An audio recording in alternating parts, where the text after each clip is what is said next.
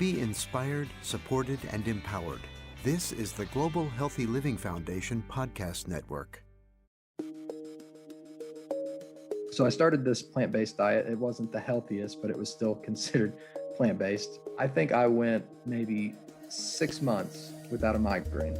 Welcome to Talking Head Pain, the podcast that confronts head pain head on. Hi, I'm Joe Coe, Director of Education Digital Strategy at the Global Healthy Living Foundation and a migraine patient for over 20 years. Today I'm joined with Matt Kloiber. I came across Matt in an online migraine support group. Whenever I see men in those groups, I pay close attention because I rarely see guys post. So when Matt did, and it was about diet and generated hundreds of comments, I said to myself, I really want to learn more about this guy and his story and be open to a perspective that I may not have considered. I hope you listen to his perspective and story with an open mind and heart and know that he shared and is sharing his story because he wants to help others. Please note that Matt is speaking from his personal experience and his own opinion. Nothing we discuss here today should be considered medical advice. Please make sure that you discuss all diets and medications with your healthcare provider. Hi, Matt. Welcome to Talking Head Pain. Can you tell us a little bit about yourself? So my name is Matt Kloiber. I am 34 and I'm married, have 2 kids, work full time, go to school at Oklahoma State online, and dealt with migraines my entire life, as far as I can remember at least, and had been taking prescription medication for them practically my entire life. And just kind of recently, I think is one of the reasons why you asked me to be on the show, was I had some success just with a diet change that was able to, I don't want to say cure it, but I mean, it definitely reduced the amount that I've had. So Can you tell us what your worst migraine attack was like, Matt?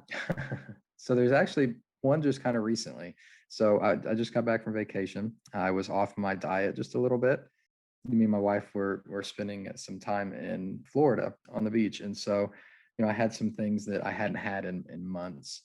Last week, I probably had the worst headache, one of the worst ones I've ever had, where I don't, end up throwing up, but this time it actually made me vomit. And typically only the really bad ones for me, that's the only time that happens. But there have been times a lot, where I'll be at work and you can feel a migraine coming on and you just have to leave because you're going to be almost useless if you stay at work.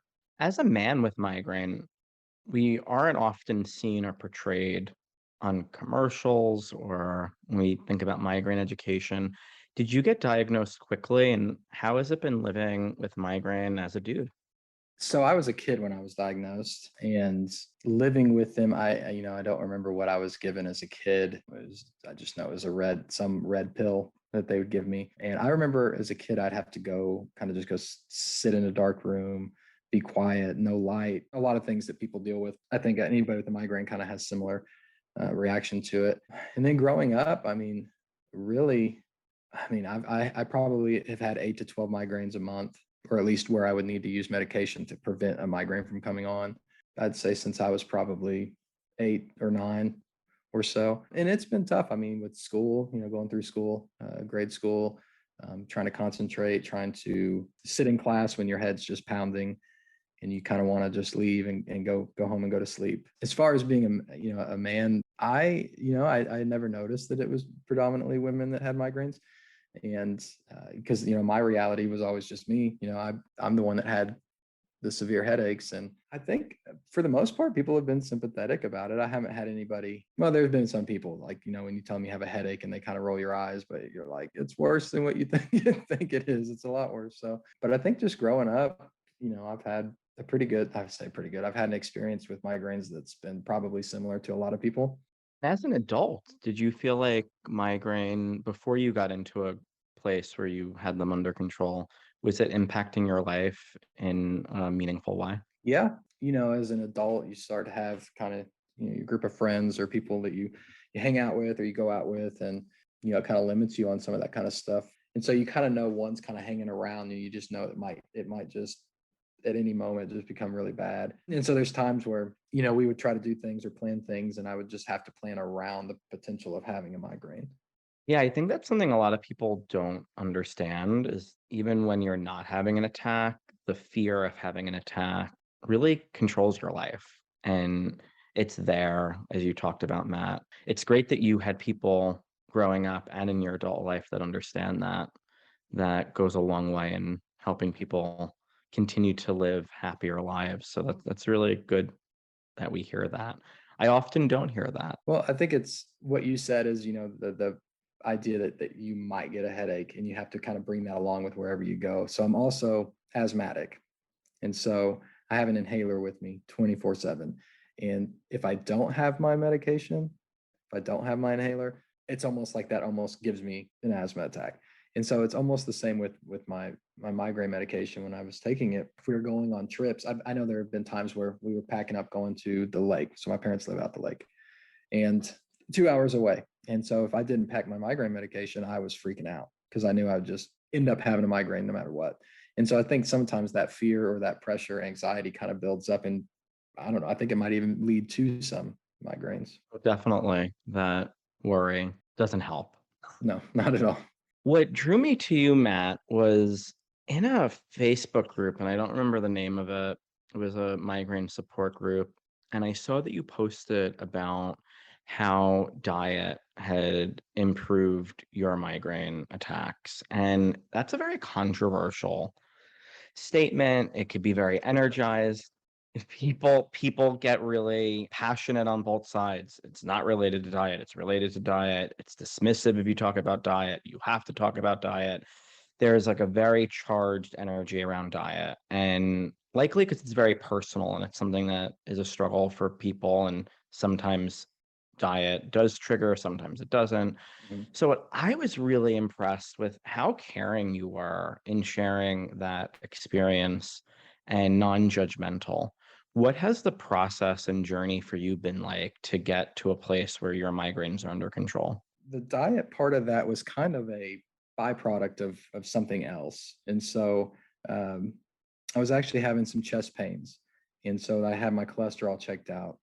This was several years ago, and the cholesterol was just high, so high. And so we were able to take medication, thankfully, to get it under control. But I was starting to get chest pains, and I went in and saw a cardiologist. I'm only 34, so definitely wanted to get something checked out. And so he came in, told me he wanted to do like a heart and lung scan. The even though the numbers are okay now, they were just so high. We wanted to double check and see if see if there was something, plaque or calcium buildup or whatever.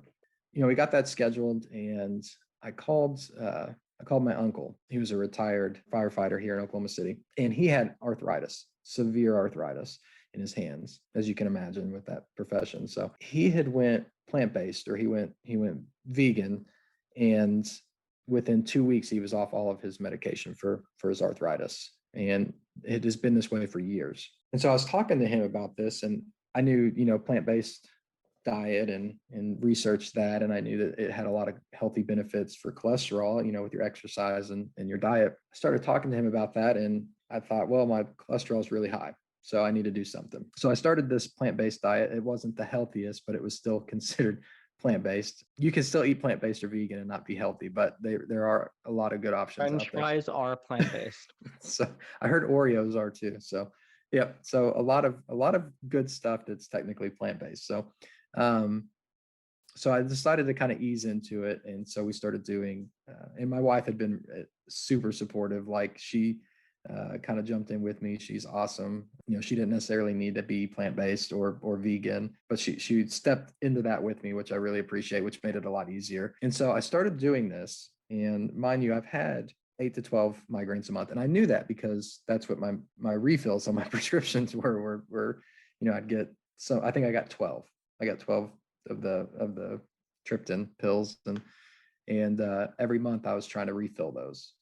And so I started to start this journey on plant-based to lower my cholesterol, better my health.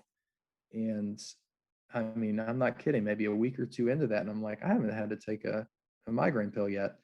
And I'm like, well, maybe there's something to that. And then so I continued doing that. And I think I went maybe 6 months without a migraine until I started to be a little lax on my diet and started to realize something was triggering them. And so I think after the 6 months, I started having maybe I had like a cheeseburger or something with some cheese. And I started to pinpoint that it was dairy. I think the dairy is what was triggering my migraines. And mind you, I love milk. I love cheese. I've been eating that since I was a kid, which would explain a lot of my progression as an adult having migraines. And so, yeah, I think it kind of just came to a head that I realized it's definitely tied to a diet. And so, I got back on the diet and they'd go away. And then I'd try something, dairy, and it'd come back. So What did healthcare providers say to you? I want to say I love my entire medical team. I want to give them the credit because they have walked with me. My physicians, I've got a brother-in-law who's an optometrist who's done some really great things for me.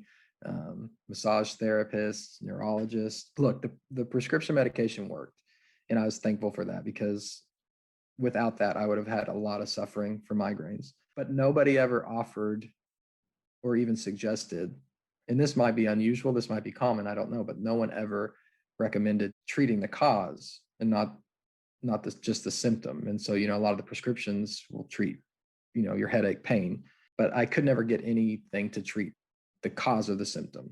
They were all really great. And then I think my family physician is the only one that I've talked to since then. And he's happy because he was about to take me off of my triptans anyway, because I was taking too many of them. Yeah, they had good things to say. Yeah, I think what we could learn from this story is that we have to try all different things. And for you, plant-based worked. For me, it might not. For Susan in Oklahoma as well. I don't know why I went to Susan in Oklahoma, but Susan in Oklahoma, it might I know work for. Susan. So. She called me before the podcast. She was like, make sure you take care of Matt. There you go. It's like this neurological condition called migraine is so complicated. There's so much still to be learned about it. And we've seen great innovation in terms of medication. We're also evolving our research and knowledge around how to reduce triggers, and can exercise help, can diets help. And what I want our audience to hear is that there's a risk and reward for everything that we do. And for Matt, this really worked. For you, it might not. And what I really liked about Matt and Matt's story is that he's out there sharing that this worked for me. Still listen to your health providers. Don't buck the system, but know that there are other things that you may try. And this was one that worked for me. And so going back to that post, it got a lot of attention, and I like what you said. Some people liked it, some people kind of fought against it, but I wanted to be clear, like, I know there's people out there that, they can't try this, medically, there's reasons why they can't. But I also think it's important that if you can try it, why not? If eating better, eating plant-based, eating vegan cures your migraines, I mean, I'm an example. It didn't just, clean up my migraine problem. It actually helped with cholesterol. It helped with my allergies. Seasonal allergies are better. My asthma's better. A lot of people that have asthma and allergies get eczema. My eczema's been a lot better, and I've had more energy too. And so if there's a way that you can try just changing your diet. Do you feel, I think some people might have a problem with you using the word cure. Do you feel like you're truly cured from asthma, migraine, eczema, all of those things? I'm glad you mentioned that because as far as migraines go, I can only tell you what I've experienced. And that was 6 months without a migraine. And that is the longest I went in my entire life, at least my early childhood to now, especially after I had kids. Migraines increased quite a bit, probably sleep deprivation, all sorts of things. But from what I know is that I would say that it cured my migraines. Now, as far as the other things, my asthma, I still had, it was just a lot less severe. In the eczema, I haven't noticed any eczema. Seasonal allergies are less severe, but I still have some. Talk to me a little bit about asthma. Were you diagnosed with asthma and migraine around the same time? What came first?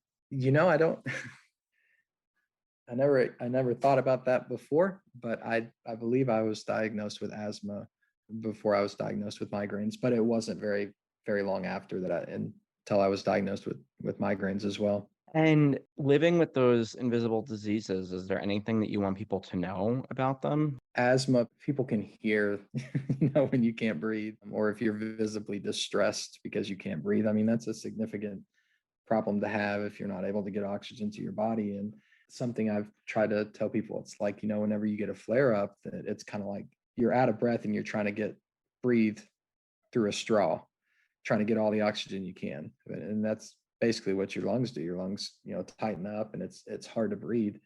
So I think a lot of people could be sympathetic to that because it's probably maybe not as visible, but they can definitely hear you struggling to breathe. Migraines, that one's a tough one because usually when I get a migraine, if I can, I'm at home in bed with a cold compress on my head or something to, with the lights off. Thank you, Matt, for sharing your story and talking with me on Talking Head Pain today. I hope that our audience gets a lot out of it. Yeah, absolutely. Thank you, Joe. Thank you so much for listening to this episode of Talking Head Pain, the podcast that confronts head pain head on. If you like this episode, please give it an honest 5-star rating and subscribe so you never miss another one. I'm Joe Coe, and I will see you next time. Be inspired, supported, and empowered. This is the Global Healthy Living Foundation podcast network.